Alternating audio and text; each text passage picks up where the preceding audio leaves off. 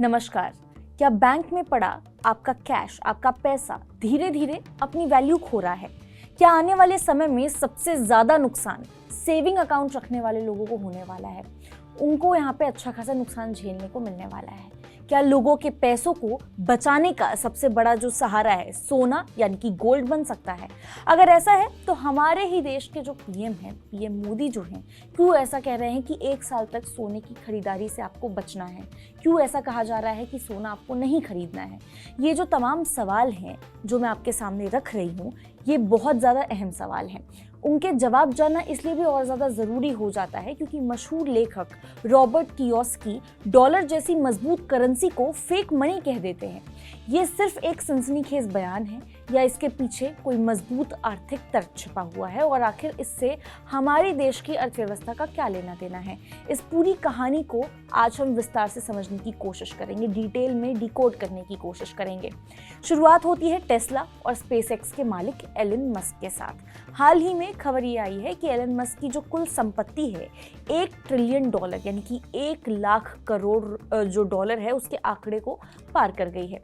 ये इतना बड़ा आंकड़ा है कि आम इंसान के लिए इसकी कल्पना करना भी बहुत ज़्यादा मुश्किल है। लेकिन जैसे ही ये खबर सुर्खियों में आती है, उसी के साथ रिच डैड पुअर डैड के जो लेखक हैं रॉबर्ट कियोसाकी, उनका एक नया पोस्ट भी वायरल होने लगता है। क्या है उस पोस्ट में?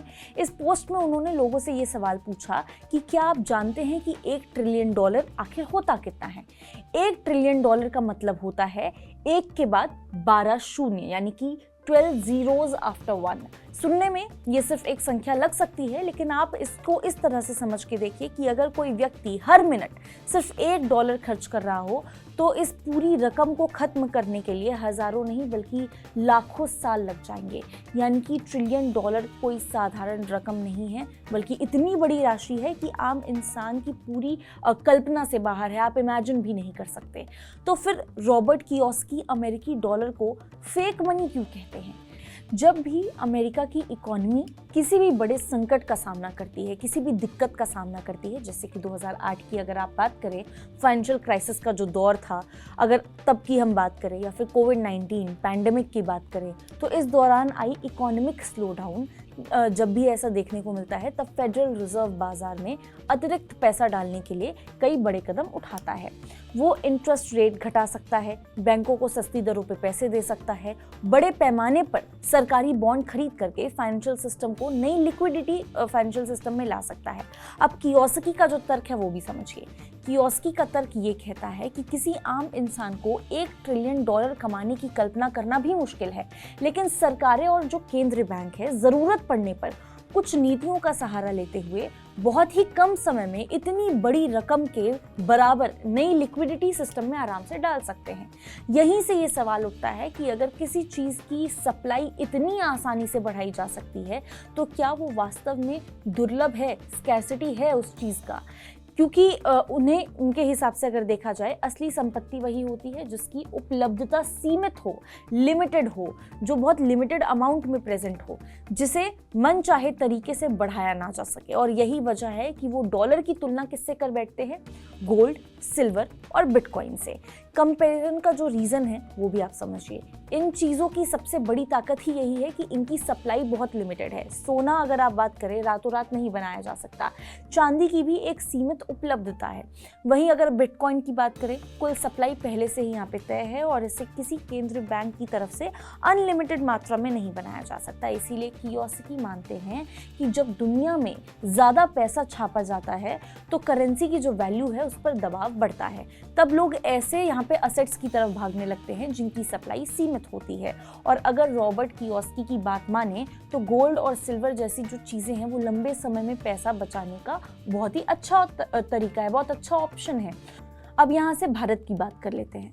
देखिए, भारत सरकार अगर ये इतना अच्छा ऑप्शन है, गोल्ड में पैसा लगाना, सिल्वर में पैसा लगाना, बिटकॉइन में पैसा लगाना, तो फिर भारत सरकार लोगों से ये क्यों बार बार अपील कर रही है कि 1 साल तक आपको अवॉइड करना है, आपको सोना नहीं खरीदना है?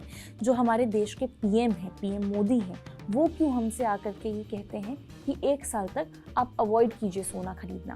असल में भारत दुनिया की सबसे बड़े जो गोल्ड बायर्स है उनमें से एक है, लेकिन एक समस्या ये है कि भारत अपनी ज़रूरत का ज़्यादातर जो सोना है विदेशों से मंगवाता है, यानी कि जितना ज़्यादा सोना खरीदा जाएगा उतना ज़्यादा पैसा जो है देश के बाहर जाएगा। और डील किस में होती है? डॉलर्स में। अब यही वजह है कि सरकार कई बार जो गोल्ड इंपोर्ट है उसको कम करने की कोशिश भी करती है। इसी कड़ी में गोल्ड पर इंपोर्ट ड्यूटी को करीब 6%, पहले जो 6% था उससे बढ़ा करके अब 15% कर दिया गया है, जिससे सोना खरीदना और भी ज़्यादा महंगा हो गया है। इसका असर भी आपको देखने को मिलेगा क्योंकि गोल्ड की जो डोमेस्टिक डिमांड है उसमें 70% तक कई जगह पे गिरावट भी देखने को मिली भी थी। अब सरकार पूरे देश की इकोनॉमी को देख करके फैसला लेती है। अगर आप कियोस्की की तरफ देखें, कियोस्की एक आम निवेशक की जेब को देख करके सलाह दे रहे हैं। सरकार की टेंशन ये है कि गोल्ड इंपोर्ट को कम कैसे किया जाए, लेकिन कियोस्की की टेंशन ये है कि आपके बैंक खाते में जो पड़ा पैसा है आपका भविष्य में अपनी ताकत बचा पाएगा या नहीं, वैल्यू सेम रहने वाली है या फिर नहीं। यही वजह है कि वो बार बार कहते हैं कि सिर्फ कैश यहाँ पे आपको जमा करके नहीं बैठना। अगर समय के साथ इन्फ्लेशन बढ़ता है, करेंसी की वैल्यू कमज़ोर होती है, तो बैंक में जो रखा आपका पैसा है वो दिखने में उतना ही रहने वाला है, लेकिन उसकी खरीदने की जो ताकत है, जो परचेजिंग पावर है, वो कम हो सकती है। जबकि गोल्ड और सिल्वर जैसी जो चीज़ें हैं उनको लोग सदियों से यहाँ पे वैल्यू स्टोर करने के लिए इस्तेमाल करते आए हैं।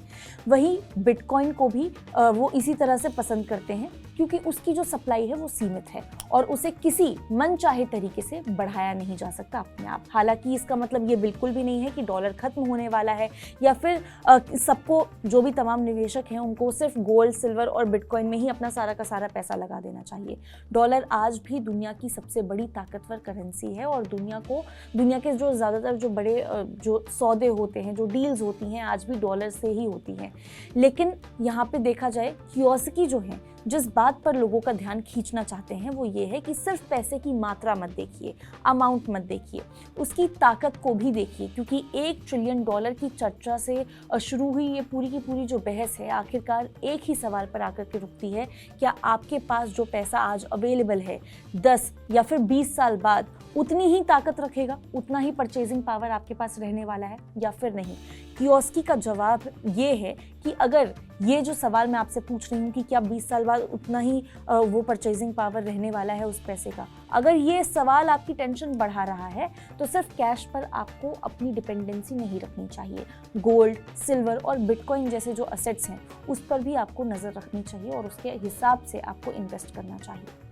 आप इस बारे में क्या सोचते हैं? क्या कुछ हैं आपके थॉट्स? आप हमें कमेंट करके ज़रूर बता सकते हैं। ऐसी और खबरों के लिए आप विजिट कर सकते हैं हमारी वेबसाइट money9live.com और सब्सक्राइब कर सकते हैं हमारे YouTube चैनल Money9। मिलते हैं आपसे अगले वीडियो में, तब तक के लिए नमस्कार।